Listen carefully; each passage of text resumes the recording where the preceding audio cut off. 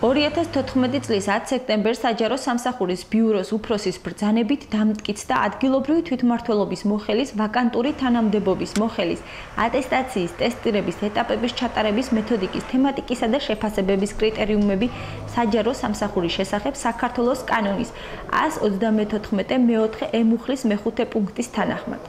ტესტირების მეთოდიკით განისაზღვრება ტესტის შედეგისა და ტესტირების ჩატარების პროცედურები. ტესტირების მიზანია შეფასდეს მონაწილის ცოდნა და უნარჩვევები. ბოლნისის მუნიციპალიტეტის გამგებლის განცხადებით თვითმმართველობაში კონკურსის ორგანიზება მიმდინარე წლის ნოემბრის თვეში იგეგმება და ნებისმიერ ადამიანს ექნება შესაძლებლობა მიიღოს მასში მონაწილეობა.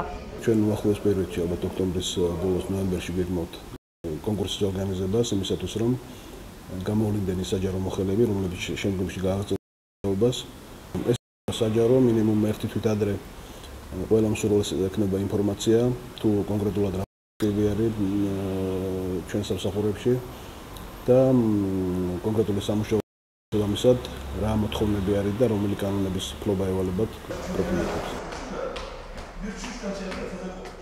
ტესტის შეფასება მოხდება ქულათა სისტემით მაქსიმალური ქულაა 60. ტესტი მოიცავს 45 დავალებას საქართველოს კანონმდებლობიდან, ხოლო 15 ტესტურ დავალებას უნარჩვევების ნაწილიდან. კონკურსანტმა უნდა იცოდეს საქართველოს კონსტიტუცია, ევროპული ქარტია ადგილობრივი თვითმმართველობების შესახებ, საქართველოს ორგანული კანონი ადგილობრივი თვითმმართველობის შესახებ კოდექსი, საქართველოს ზოგადი ადმინისტრაციული კოდექსი, საქართველოს კანონი საჯარო მოსამსახურის შესახებ, უნარჩვევები ტესტირების ეტაპების მინიმალური გამსვლელ ზღვარს ადგენს შესაბამისი მუნიციპალიტეტი.